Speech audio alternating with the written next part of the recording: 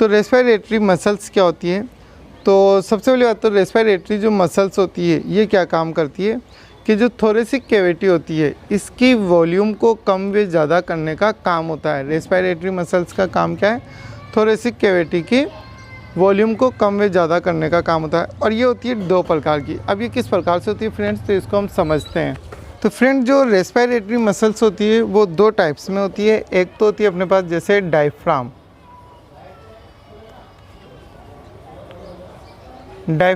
ठीक है। और सेकंड रो होती है जो होती है अपने पास इंटरकोस्टल मसल्स, ठीक है फ्रेंड्स। 2 प्रकार की मसल्स होती है, एक तो होती है डायफ्राम और एक मसल्स होती है इंटरकोस्टल मसल्स।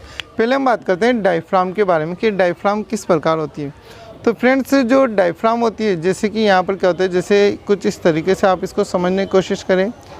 ये तो अपने बोन होती है जैसे स्टर्नम बोन, और ये इस तरीके से क्या होती है, ये रिब्स लगी होती है इसमें, ठीक है फ्रेंड्स। कुछ इस तरीके से ये क्या होती है, रिब्स होती है।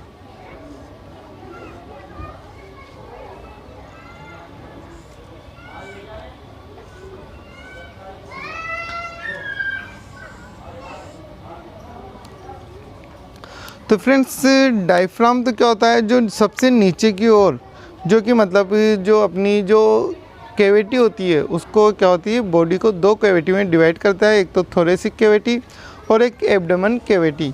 एब्डोमेन कैविटी में डिवाइड कर देता है। तो ये नीचे वाला जो गुंबद नुमा जो डोम शेप्ड स्ट्रक्चर जो बनती है उसको हम बोलते हैं डायफ्राम बोलते हैं। अब ये डायफ्राम का काम क्या होता है फ्रेंड्स, मोस्टली कि जब हम इंस्पायरेशन की कंडीशन जब होती है, जब हम एटमॉस्फेयर की जो एयर होती है, ऑक्सीजन जब होती है, इसको जब हम इसको जब हम टेक करते हैं तो टेक करने पर क्या होती है, ये जो डोम शेप स्ट्रक्चर होती है ये क्या होती है, इस तरीके से फ्लैट हो जाती है। जिसके कारण क्या होता है कि जो थोरेसिक कैविटी होती है इसका क्या होता है, वॉल्यूम इंक्रीज़ हो जाता है। तो ये तो है डोम शेप्ड का काम। अब दूसरी अपने पास इंटरकोस्टल मसल्स। तो इंटरकोस्टल मसल्स क्या होती है कि जो रिब्स के बीच में ये जो वाला पोर्शन होता है, रिब्स के बीच वाले पोर्शन को इंटरकोस्टल स्पेस बोलते हैं, और इसके अंदर जो मसल्स पाई जाती है इसको बोलते हैं इंटरकोस्टल मसल्स के नाम से जानते हैं। ये इंटरकोस्टल मसल्स जो होती है फ्रेंड्स ये क्या करती है, रेस्पिरेशन में डायफ्राम की हेल्प करने का काम करती है।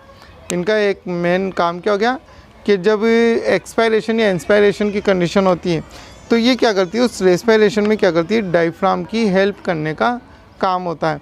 और ये किसके के बीच में होती है, बिटवीन द रिब्स के बीच वाले स्पेस के अंदर ये प्रेजेंट होती है, ठीक है फ्रेंड्स। तो ये तो थी इंटरकोस्टल स्पेस और मसल। अब बात करते हैं हम इनकी फिजियोलॉजी की कि जो मसल्स होती है इनकी फिजियोलॉजी किस प्रकार है, ये रेस्पिरेशन में किस प्रकार वर्क करती है।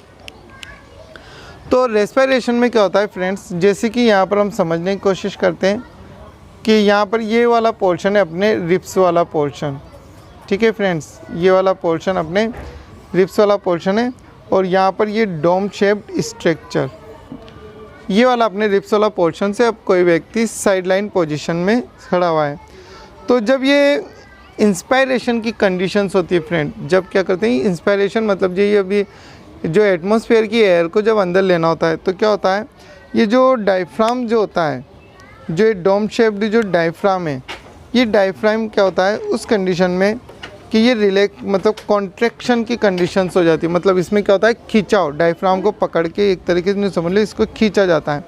तो जैसे हमें एयर अंदर लेनी होती है तो ये क्या होता है, ये डायफ्राम में कॉन्ट्रैक्शन होता है और डायफ्राम खींचकर इस तरीके से लंबा हो जाता है। और उसी वक्त जो ये मसल्स होती हैं, इंटरकोस्टल मसल्स होती है, इनके अंदर भी क्या होता है, खिंचाव होता है, और ये क्या होती है, खिंच के ऊपर की ओर उठ जाती है, ये इस तरीके से ऊपर उठ जाती है।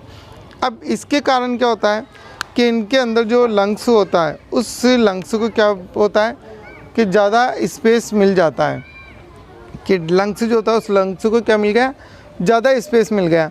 तो और इस लंग्स के ऊपर जो प्रेशर था वो क्या हो गया, कम हो गया। प्रेशर कम होने के कारण क्या होता है कि अंदर का प्रेशर जो है एटमॉस्फेयर की प्रेशर से कम हो गया, तो एयर जो होगी वो कहाँ पर ट्रांसफ़र होगी, अंदर की ओर ट्रांसफ़र हो जाती है। तो इस प्रकार से क्या होता है, इसमें इंस्पायरेशन की कंडीशंस होती है।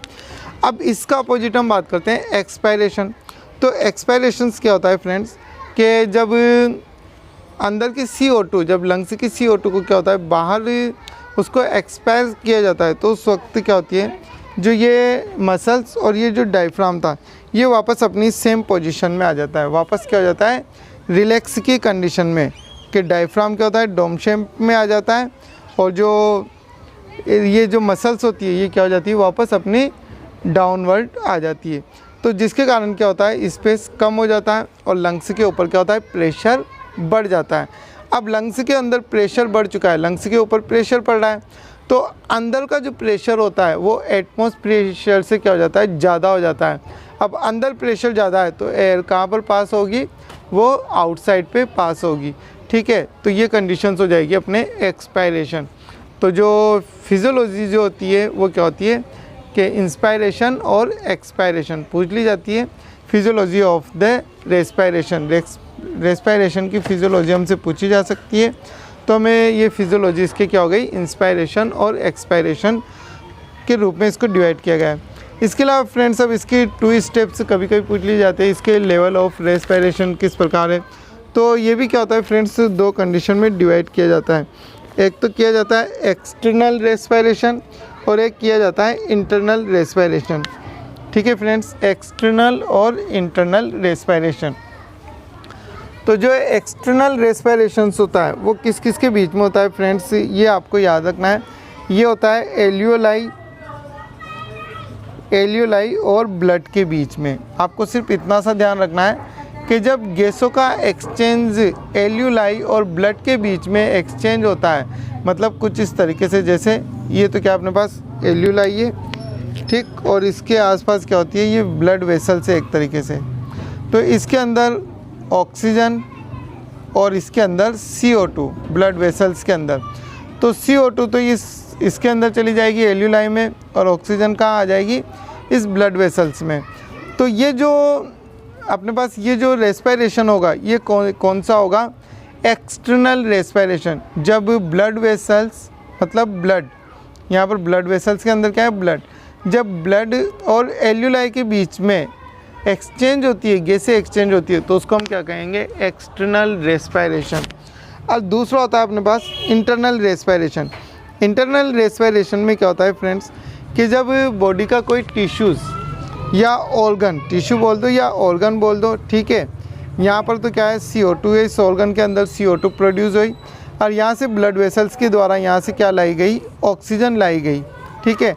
अब ये ऑक्सीजन तो यहाँ पे छोड़ देगा और यहाँ से क्या लेकर जाएगा CO2 लेकर जाती है ब्लड वेसल। तो यहाँ पे जो गैसों का एक्सचेंज हो रहा है इसे हम क्या कहेंगे इंटरनल रेस्पायरेशन, ठीक है फ्रेंड्स। इस चीज़ को हम अच्छे से समझ लेना कि जो एक्सटर्नल रेस्पायरेशन तो क्या होता है जब ब्लड वेसल्स या ब्लड और एल्यूलाई के बीच में होता है तो वो होता है एक्सटर्नल रेस्पायरेशन। और इंटरनल रेस्पायरेशन क्या होता है जब टिश्यूज़ या ऑर्गन्स और ब्लड के बीच में जो एक्सचेंज होती है गैसें वो क्या कहलाती है अपने इंटरनल रेस्पायरेशंस कहलाती है। फ्रेंड्स अब आप इसके जो नोट्स है उनको लिख ले एक बार कि नोट्स किस प्रकार है, ताकि आपकी इजीली ये समझ में आ जाएगा। और जो भी नोट्स मैं आपको लिखा रहा हूँ फ्रेंड्स इनको साथ में आप इनको याद करते चले ताकि आपका ज़्यादा से ज़्यादा समझ में आए। और वीडियो अच्छी लगे तो प्लीज़ लाइक और शेयर ज़रूर करना। तो रेस्पायरेशन मसल्स क्या हो गई, these muscles help to change volume of thoracic cavity, जिसमें फर्स्ट डायफ्राम के बारे में बात कर रहे हैं। It is a curve sheet of muscles between the lungs, ठीक है friends. It is the primary muscles of respiration, it helps in breathing by moving up and down, कि डायफ्राम के अप एंड डाउन के कारण moving होता है। अब इसमें जैसे जब कॉन्ट्रैक्शन की कंडीशंस होती है, डायफ्राम में क्या हो गया कॉन्ट्रैक्शन हो गया, तो कौन सी कंडीशन होगी इनहालेशन, मतलब ऑक्सीजन को इनटेक करना। सेकंड है रिलैक्सेशन, डायफ्राम क्या होता है जब रिलैक्सेशन की कंडीशन होता है तो डोम शेप में चला जाता है, और वो कौन सी कंडीशन होती है एक्सलेशन, मतलब CO2 को क्या करना है आउटपुट करना है, ठीक है फ्रेंड्स। तो ये थी आपके कॉन्ट्रैक्शन और रिलैक्सेशन डायफ्राम में होता है, पूछ लिया जाता है कि डायफ्राम की क्या इंपॉर्टेंस है, ठीक। नेक्स्ट बात करते हैं इंटरकोस्टल मसल्स। इंटरकोस्टल मसल्स क्या होती है the space between two ribs is called intercostal space. Muscles present in intercostal space is known as intercostal muscles which help diaphragm in respiration। और ये 2 प्रकार की होती है, इंटरनल इंटरकोस्टल मसल्स और एक्सटर्नल इंटरकोस्टल मसल्स। अब हम बात करेंगे फिजियोलॉजी ऑफ रेस्पिरेशन। तो process of respiration take place in 2 step. 2 step में ये प्रोसेस होती है, जिसमें फर्स्ट है इंस्पायरेशन। इंस्पायरेशन जो होती है ये एक्टिव प्रोसेस होती है, जो कि 2 सेकंड में का टाइम इसमें लगता है। इसमें होता क्या है, इसको आप एरो की फॉर्म में समझना फ्रेंड्स, बहुत इजीली और बहुत अच्छे से समझ में आएगा आपको और बहुत आसान लगेगा। Taking O2 from atmosphere to lungs, मतलब जब हम ऑक्सीजन को अंदर लेते हैं, फेफड़ों में लेते हैं, तो contraction in diaphragm and in external intercostal muscles, इनमें क्या होता है, कॉन्ट्रैक्शन होता है। डायफ्राम फ्लैट हो जाता है कॉन्ट्रैक्शन के कारण, खिंचाव के कारण। रिप्स अप और आउटसाइड, और रिप्स क्या होती है, ऊपर की ओर, वे बाहर की ओर निकल जाती है, जिसके कारण क्या होता है, increase volume of thoracic cavity, जिसके कारण थोरेसिक कैविटी का वॉल्यूम बढ़ जाता है। और डिक्रीज प्रेशर अवर लंग्स, और लंग्स के ऊपर जो प्रेशर होता है वो क्या हो जाता है, कम हो जाता है, जिसके कारण क्या होता है, atmosphere air move into lungs, और एटमॉस्फेयर जो एयर्स होती है, अब बाहर का प्रेशर ज़्यादा अंदर का कम है, तो बाहर की एयर कहाँ चली जाएगी, लंग्स में चली जाती है। सेकंड है अपना एक्सपायरेशन। एक्सपायरेशन क्या होता है, ये पैसिव प्रोसेस होती है, ठीक है, और इसमें समय लगता है 3 सेकंड। इसमें क्या होता है, giving out of CO2 from lungs to atmosphere, क्या होती है, जो कार्बन डाइऑक्साइड गैस होती है वो क्या होती है, लंग्स से बाहर आती है। और relaxation in diaphragm and intercostal muscles, जो इंटरकोस्टल मसल्स और डायफ्राम होते हैं वो क्या हो जाते हैं, रिलैक्स की कंडीशंस में आते हैं, वापस डायफ्राम में जो खिंचा हुआ आता है वापस वो अपनी नॉर्मल कंडीशन में आता है। डायफ्राम क्या होती है, उसकी डोम शेप जो होती है, and ribs move inside, diaphragm तो डोम शेप में चला जाता है और रिप्स जो होती है वो इनसाइड मतलब नीचे की ओर आ जाती है, ठीक है फ्रेंड्स। इसके बाद हम बात करते हैं decrease volume of thoracic cavity. अब डायफ्राम जैसे वापस डोम शेप में आया तो जो थोरेसिक कैविटी में जो वॉल्यूम थी वो क्या हो गई, कम हो गई, मतलब उसका आयतन, वॉल्यूम का मतलब क्या होता है एक तरीके से, तो उसका आयतन वॉल्यूम कम हो गया। अब इंक्रीज प्रेशर आवर लंग्स, ये इंक्रीज मतलब बढ़ना, तो लंग्स के ऊपर क्या होता है, प्रेशर बढ़ जाता है। और CO2 जो होती है, गैस जो होती है वो आउटसाइड फ्रॉम लंग्स के बाहर आ जाती है। अब फ्रेंड्स 2 टॉपिक जो कभी कभी पूछ लिए जाते हैं कि लेवल ऑफ द रेस्पिरेशन, तो एक तो एक्सटर्नल रेस्पिरेशन और एक होता है इंटरनल। एक्सटर्नल में आपको सिर्फ यही याद रखना है, exchange of gases between एल्यूलाई and blood और एल्यूलाई के अंदर जो गैसें एक्सचेंज हो रही है तो उसको एक्सटर्नल रेस्पिरेशन कहेंगे। और इंटरनल रेस्पिरेशन क्या होता है, exchange of gases between blood and tissues या सेल, इनके अंदर एक्सचेंजेस होता है तो उसको हम क्या बोलते हैं, इंटरनल रेस्पिरेशन कहते हैं। तो फ्रेंड्स ये था आपके रेस्पिरेशंस वाला टॉपिक, और यहाँ से अपना रेस्पिरेशंस वाला टॉपिक कंप्लीट है। नेक्स्ट वीडियो में हम बात करेंगे सर्कुलेटरी सिस्टम। फ्रेंड्स वीडियो अच्छी लगे तो प्लीज़ लाइक और शेयर ज़रूर करना। Thank you for watching.